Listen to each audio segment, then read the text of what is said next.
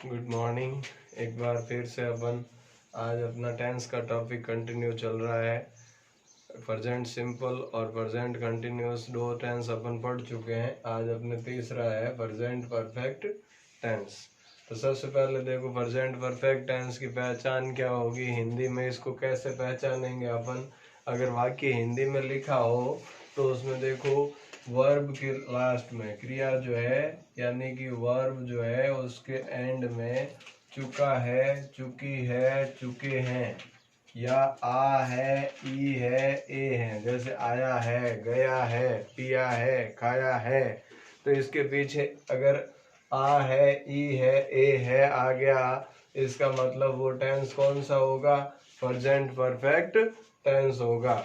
अब देखो कुछ एडवर्बियल्स की बात कर लेते हैं कि भाई कौन कौन से एडवर्ब्स जो है वो इसमें यूज होंगे। तो देखो एडवर्ब्स की बात करें तो इसमें जो है सबसे पहले already, just, recently, lately, yet और सो फार, ये जो है एडवर्ब्स मुख्यतः यूज में होगी। ऑलरेडी का मतलब होता है पहले से ही, जस्ट का मतलब अभी अभी, रिसेंटली का मतलब हाल ही में, ठीक है, इसका मतलब क्या होगा? हाल ही में। जस्ट का मतलब अभी अभी, अभी, ठीक है। यट, यट का मतलब अभी तक, ये जो है नेगेटिव में यूज होगा यट जो है। और सो फार जो है अफर्मेटिव में यूज होगा, इसका मतलब भी अभी तक के लिए होगा, ठीक है। अब देखो प्रेजेंट परफेक्ट टेंस जो है उसका यूज कहाँ होगा।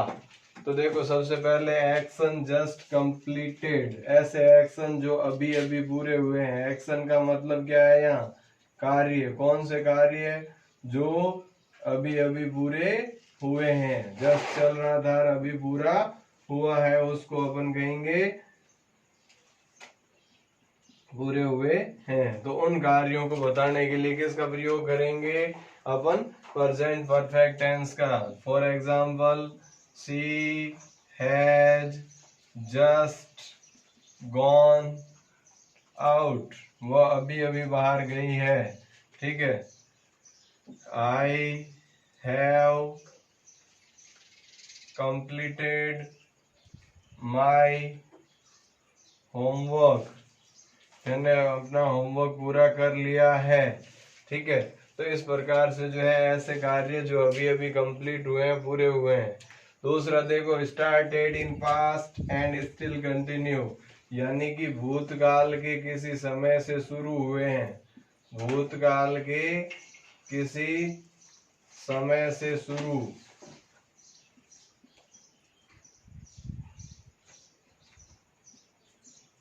लेकिन अभी भी क्या है? उसी स्थिति में जारी है, लेकिन अभी भी जारी। फॉर एग्जाम्पल देखो, she has been on leave since Monday, यानी कि वह सोमवार से ही छुट्टी पर है। तो सोमवार से और अभी भी क्या है? छुट्टी पर ही है। तो ऐसे एक्शंस जो भूतकाल में किसी समय शुरू हुए और अभी भी जो है वो स्थिति वैसी ही है, अभी भी जो है वो जारी है। इसके बाद देखो पास्ट इवेंट्स जिनका इफेक्ट हो टाइम ऑफ स्पीकिंग से, यानी कि जो है भूतकाल में पूरे हो गए हो, भूतकाल में पूर्ण हो गए, लेकिन उनका प्रभाव अभी भी है, अभी भी है। ये बेसिक सा डिफरेंस सिंपल पास्ट और प्रेजेंट परफेक्ट को अलग करने का ये डिफरेंस है।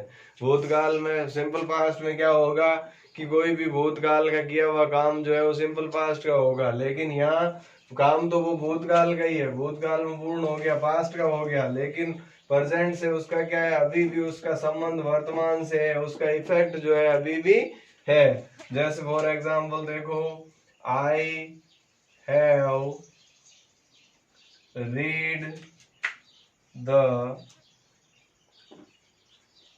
भगवद गीता, भाई मैंने भगवत गीता पढ़ी है।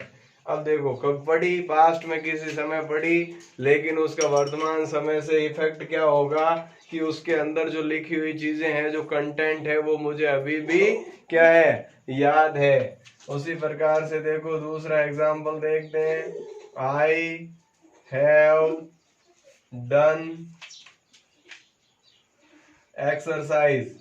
मान लो आप किसी से कपास से गुजरे और किसी को देखा पसीने से तर होके खड़ा है, तो आपने पूछा क्या हुआ भाई, इतना पसीना कैसे आ रहा है, तो वो क्या कहेगा, आई हैव डन एक्सरसाइज, यानी मैंने अभी अभी एक्सरसाइज की है, जिसका प्रभाव जो है पसीने के रूप में अभी अभी उसके शरीर पे है।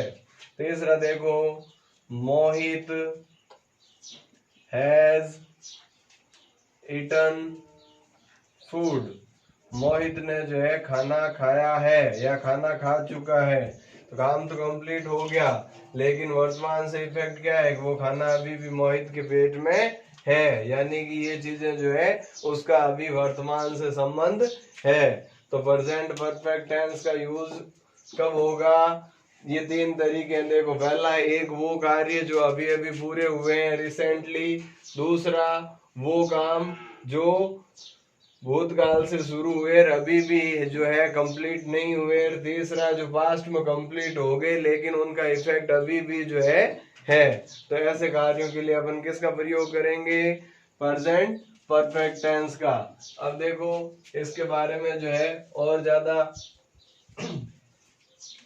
आगे स्ट्रक्चर वगैरह की बात करते हैं। हेल्पिंग वर्ब क्या होगी, स्ट्रक्चर क्या होगा। वैसे ये सेंटेंस आपने अगर ध्यान से देखे हैं तो एक बेसिकली आइडिया तो हो ही गया होगा कि भाई स्ट्रक्चर क्या होगा, कौन सी फॉर्म आएगी। ये पहले मैं सेंटेंस कुछ इसीलिए बता रहा हूँ कि आपके माइंड में एक बेसिक सा आइडिया बन जाए कि भाई सब्जेक्ट के साथ कौन सी हेल्पिंग वर्ब का यूज किया है या मैन वर्ब की कौन सी फॉर्म का यूज किया है। तो वो स्ट्रक्चर देखते ही आपको इजी वे में समझ में आ जाएगा, हाँ ये सेंटेंस पढ़ा था, इट मीन्स इसकी यही होगी।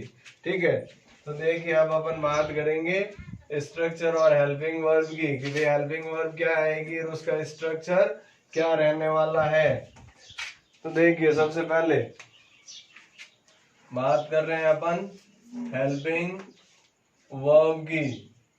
तो हेल्पिंग वर्ब क्या होगी, यहाँ पर जो है हेल्पिंग वर्ब है आपकी हैज और हैव। अब देखो हैज का प्रयोग किसके साथ होगा और हैव का प्रयोग किसके साथ होगा। तो अगर आपका subject third person singular, third person singular यानी कि ही सी इट, इसके अलावा कोई भी सिंगुलर आता है तो उसके साथ जो है हैज का प्रयोग होगा। हैव का प्रयोग first person, second person and third person plural, यानी कि फर्स्ट पर्सन में आई और वी, सेकंड पर्सन में यू और थर्ड पर्सन प्लूरल का दे, और इनके अलावा जो प्लूरल होगा उनके साथ अपने को किसका प्रयोग करना है, हैव का प्रयोग। तो ये समझ में आ गया होगा हैज किसके साथ लगाना, हैव किसके साथ लगाना। अब देखो अपन बात करेंगे स्ट्रक्चर की। तो स्ट्रक्चर में सबसे पहले देखो अफर्मेटिव सेंटेंस को मैं एस लिखूंगा, स्पेलिंग पहले अपन दो टेंस में लिख चुके, याद हो गई होगी आपको। देखो सबसे पहले सब्जेक्ट, उसके बाद हैज या हैव हेल्पिंग वर्ब, बाद में क्या आएगी हेल्पिंग वर्ब, उसके बाद मैन वर्ब की थर्ड फॉर्म और उसके बाद ऑब्जेक्ट। ठीक है, अगर नेगेटिव का स्ट्रक्चर बनाऊं तो क्या हो जाएगा, सबसे पहले सब्जेक्ट, उसके बाद हेल्पिंग वर्ब, फिर नॉट, उसके बाद मैन वर्ब की थर्ड फॉर्म, उसके बाद ऑब्जेक्ट। इसी प्रकार से जो है अगर इंटेरोगेटिव सेंटेंस का बनाऊं तो सबसे पहले आ जाएगी हेल्पिंग वर्ब, उसके बाद सब्जेक्ट, उसके बाद वर्ब की थर्ड फॉर्म, उसके बाद ऑब्जेक्ट और लास्ट में साइन ऑफ इंटेरोगेशन, यानी कि हमेशा प्रश्नवाचक चिन्ह इसमें आएगा। ठीक है, तो अब देखो इस स्ट्रक्चर के अकॉर्डिंग कुछ सेंटेंसेस बना के देख लेते हैं कि भाई जो है इनको यूज इन स्ट्रक्चर के अकॉर्डिंग सेंटेंस कैसे बनाएंगे। फॉर एग्जाम्पल देखो पहला सेंटेंस,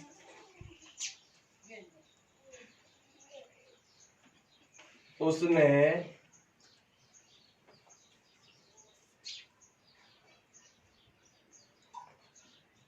खाना बना लिया है या वह खाना बना चुकी है। एक ही सेंटेंस का मतलब है, अगर इसको मैं लिखूं वह खाना बना चुकी है या उसने खाना बना लिया है, एक ही मतलब होगा। तो यहाँ जो है उसने का मतलब सी हैज कुक्ड फूड। अब देखिए भी देखो सी के साथ हैज आया, अब वर्ब की थर्ड फॉर्म कुक, कुक के साथ ईडी कुक्ड हो गया और फूड। नेगेटिव में क्या हो जाएगा, सी हैज नॉट कुक्ड फूड। और इंटरोगेटिव में क्या हो जाएगा, हैज सी कुक्ड फूड। तो इस तरीके से इस स्ट्रक्चर के अकॉर्डिंग अपने को सेंटेंस बनाने हैं। जैसे दूसरा जो है sentence,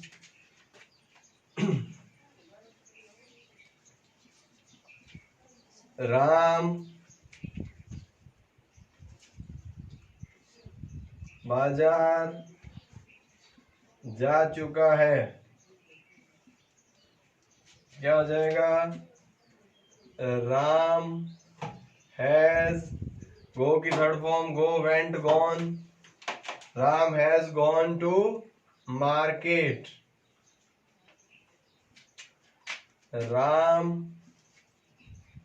has not gone to market.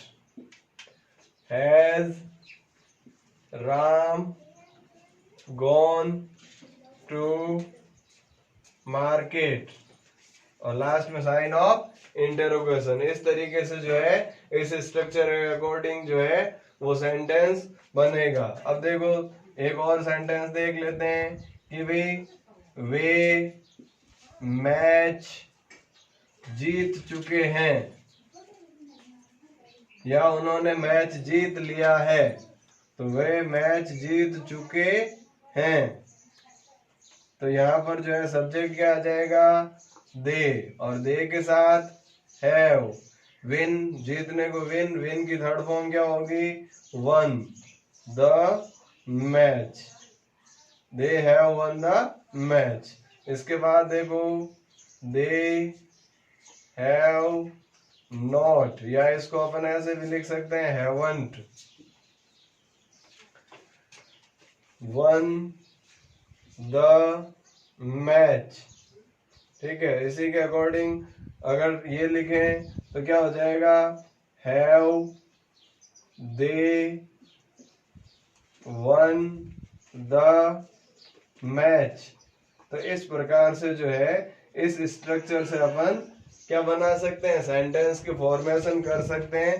तो अगर आप हिंदी से इंग्लिश में सेंटेंस बना रहे हैं तो इस तरीके से इस स्ट्रक्चर का प्रयोग करते हुए इस तरीके से अपने सेंटेंसेस बना सकते हैं।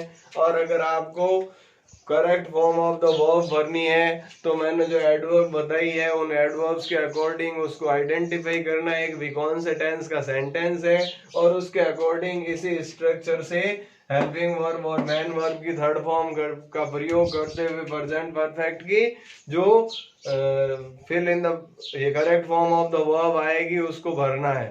ठीक है, तो उम्मीद करते हैं कि आज जो है ये प्रेजेंट परफेक्ट टेंस जो है आपको पूरी तरह से समझ में आ गया होगा। अपने अब जो है अपनी नोटबुक में आप कम से कम 10 सेंटेंस अपने मन से ऐसे बनाएं जो कि प्रेजेंट परफेक्ट के हैं। अगर आप हिंदी मीडियम स्टूडेंट्स हैं तो इस प्रकार से जो है 10 सेंटेंस हिंदी से इंग्लिश में ट्रांसलेट करें और कम से कम जो है 15 से 20 सेंटेंस की जो एक्सरसाइज है जिसमें correct form of the verb को भरने का प्रयास करें। तो उम्मीद करता हूँ आज जो है ये टॉपिक आपको समझ में आया होगा। इसी के साथ आज के सेशन को यहीं समाप्त करते हैं। मिलते हैं अगले टॉपिक में ब्रेक के बाद, तब तक के लिए जय हिंद, धन्यवाद।